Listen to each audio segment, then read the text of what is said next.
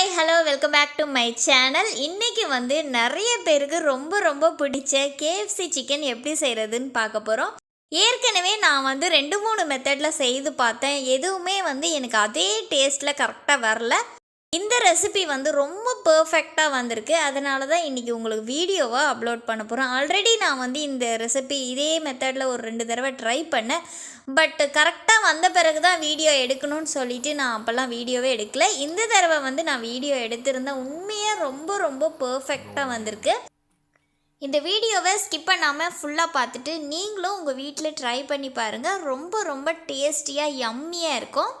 வாங்க இது எப்படி செய்கிறதுன்னு பார்க்கலாம்.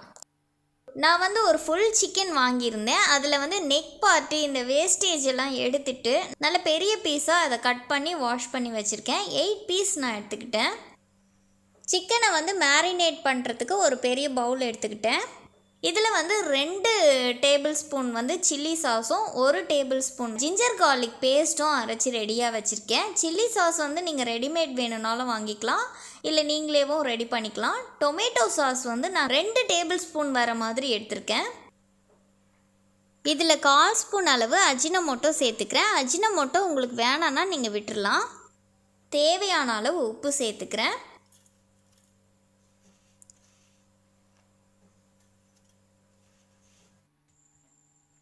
1/2 கப் அளவு மில்க் சேர்த்துக்கிறேன். மில்க்கை நல்லா காய்ச்சி ஆற வச்சுட்டேன். இது எல்லாத்தையுமே நல்லா மிக்ஸ் பண்ணிக்கணும். சில்லி சாஸ் உங்களுக்கு ரெடிமேடாக வீட்டில் இல்லைன்னா நீங்களே மேக் பண்ணிக்கலாம். சில்லி இருக்குது இல்லையா, அதாவது காஞ்ச மிளகாய், அதை நீங்கள் நல்லா ஒரு தண்ணி விட்டு வேக வச்சுட்டு அதை நீங்கள் நைஸ் பேஸ்ட்டாக அரைச்சிக்கலாம். சிக்கன் எல்லாத்தையுமே நான் இப்போ இதில் சேர்த்துக்கிறேன். சிக்கனை சேர்த்தோன்னே இதை நல்லா மிக்ஸ் பண்ணிக்கணும். இதை நல்லா மேரினேட் பண்ண பிறகு இதை கவர் பண்ணிவிட்டு ஃப்ரிட்ஜில் ஒரு 3 மணி நேரம் நம்ம ஊற வச்சிடணும். அப்போ தான் இதில் இந்த காரம் உப்பு எல்லாமே நல்லா இந்த சிக்கனில் நல்லா சேரும். இதை ஃபஸ்ட்டு நல்லா மிக்ஸ் பண்ணிட்டேன். இது காரம் கொஞ்சம் கம்மியாக இருக்கிற மாதிரி இருக்குது. அதனால் நான் ஒரு 1/2 டேபிள் ஸ்பூன் தனி மிளகாத்தூள் சேர்த்துக்கிறேன். மேரினேஷன் ரெடி ஆகிடுச்சு. இப்போ 3 ஹவர்ஸ் இதை ஃப்ரிட்ஜில் வச்சு எடுத்துக்கலாம். இதில் 1 கப் மைதா எடுத்திருக்கேன். 1 டேபிள் ஸ்பூன் தனி மிளகாத்தூள் சேர்த்துக்கிட்டேன். தேவையான அளவு உப்பு, 1 ஸ்பூன் அளவு பேக்கிங் பவுடர் நான் இதில் சேர்த்துட்டு நல்லா சலிச்சு வச்சுருக்கேன். சலிக்காமல் நீங்கள் இதை யூஸ் பண்ணாதீங்க. 3 மணி நேரம் சிக்கனை மேரினேட் பண்ணி வச்சுருக்கேன். அதை இதில் நான் சேர்த்துக்கிறேன். இந்த மாவை இந்த சிக்கனுக்கு மேலே கொஞ்சம் கொஞ்சமாக இப்படி தூவி விட்டு நல்லா ப்ரெஸ் பண்ணணும்.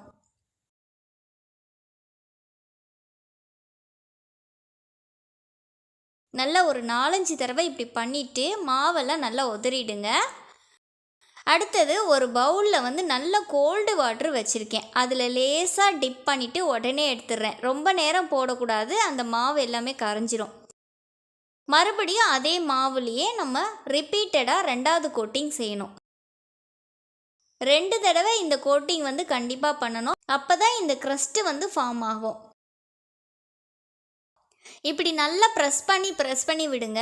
அதுக்கப்புறமா எக்ஸ்ட்ராவாக இருக்கிற மாவெல்லாம் லேசாக இந்த மாதிரி உதறினீங்கன்னா உங்களுக்கு இப்படி சின்னதாக க்ரஸ்ட்டு மாதிரி வந்துடும்.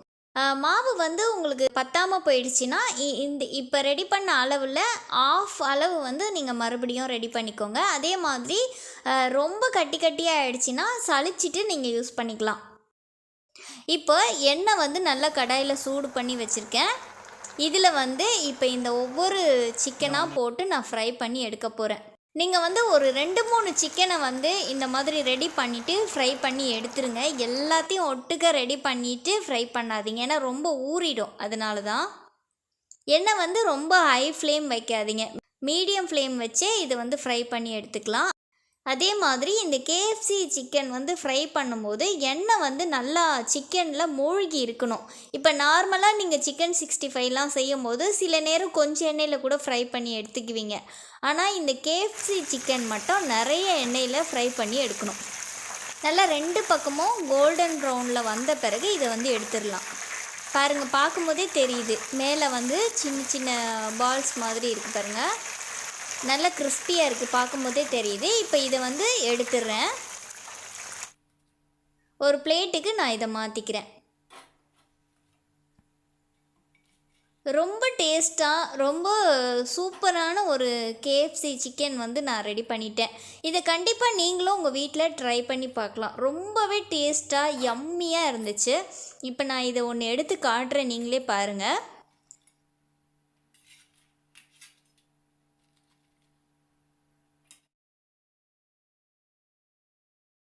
உள்ளெல்லாம் வந்து நல்ல ஜூஸியாக அதே மாதிரி டேஸ்ட்டில் இருந்தது.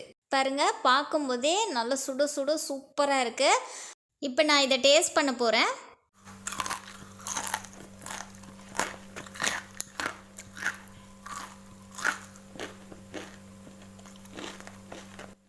ரொம்பவே கிறிஸ்பியாக யம்மியான டேஸ்ட்டில் இருக்குது. கண்டிப்பாக இதை நீங்கள் உங்கள் வீட்டில் ட்ரை பண்ணி பார்த்துட்டு எனக்கு கமெண்ட் பாக்ஸில் கமெண்ட் போஸ்ட் பண்ணுங்கள். இந்த வீடியோ உங்களுக்கு பிடிச்சிருந்தால் லைக் பண்ணுங்கள், ஷேர் பண்ணுங்கள். மறக்காமல் என்னோடய சேனலுக்கு சப்ஸ்கிரைப் பண்ணுங்கள். தேங்க்யூ ஃபார் வாட்சிங். பை.